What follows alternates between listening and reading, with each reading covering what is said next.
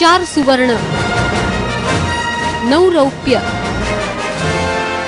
आणि 4 कांस्य। ग्लासगो राष्ट्रकुल क्रीडा स्पर्धेत भारतीय नेमबाजांनी अशी तब्बल 17 पदकं जिंकली आणि आपली परंपरा कायम राखली। भारताला ऑलिम्पिकमध्ये पहिलं वैयक्तिक सुवर्ण पदक जिंकून देणाऱ्या अभिनव बिंद्राची कॉमनवेल्थ गोल्ड मेडलची प्रतीक्षा यंदा संपुष्टात आली। आपल्या अखेरच्या राष्ट्रकुल क्रीडा स्पर्धेत अभिनवनं 10 मीटर एअर रायफल प्रकारात सुवर्ण पदक मिळवलं। लंडन ऑलिम्पिकचा कांस्य विजेता गगन नारंगला मात्र यंदा सुवर्ण पदकानं हुलकावणी दिली, पण त्यानं सलग 3ऱ्या राष्ट्रकुल क्रीडा स्पर्धेत पदकांची कमाई केली आहे। गगनने यंदा 50 मीटर रायफल प्रोन मध्ये रौप्य तर रायफल 3 पोझिशन मध्ये कांस्य पदक मिळवलं। रायफल 3 पोझिशन मध्ये भारताच्या संजीव राजपूतनं रौप्य पदकाची कमाई केली।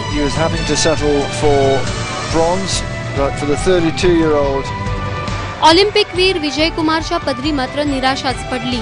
पुरुषांच्या 25 metre rapid fire पिस्टलमध्ये Vijay Kumar पात्रता फेरीत 7वा आला। याच प्रकारात भारताच्या हरप्रीत सिंगनं मात्र रौप्य पदक जिंकलं। 50 मीटर पिस्टलमध्ये जीतू रायनं सुवर्ण पदक मिळवलं तर गुरपाल सिंगला रौप्य पदक मिळालं। प्रकाश नांजप्पानंही 10 मीटर एअर पिस्टलमध्ये रौप्य पदक मिळवलं। पिस्टल नेमबाजीत महिलांच्या 25 मीटर पिस्टल प्रकारात राही सरनोबतनं सुवर्ण तर अनिसा सय्यदनं रौप्य पदक मिळवलं।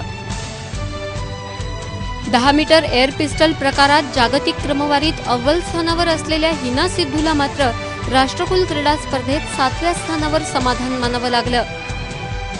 याच प्रकारात 3 सेन्सेशन मलायका गोयलनं रौप्य पदक मिळवलं।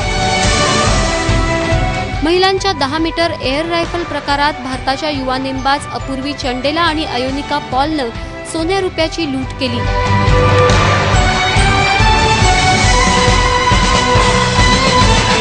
तर महिलांच्या 50 मीटर रायफल 3 पोझिशन मध्ये लज्जा गोस्वामीनं कांस्य पदक मिळवलं।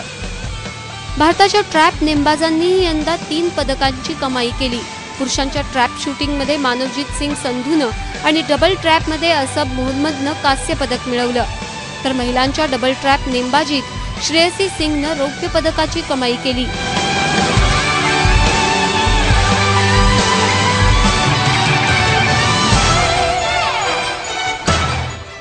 राष्ट्रकुल क्रीडा स्पर्धेतून नेमबाजीच्या वगळलेल्या क्रीडा प्रकारांच्या पार्श्वभूमीवर भारताचं हे यश समाधानकारक म्हणायला हवं।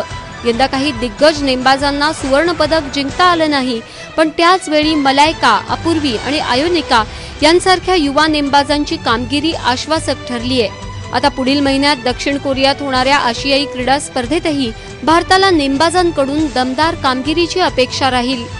जानवी मुळेसह ब्युरो रिपोर्ट, एबीपी माझा।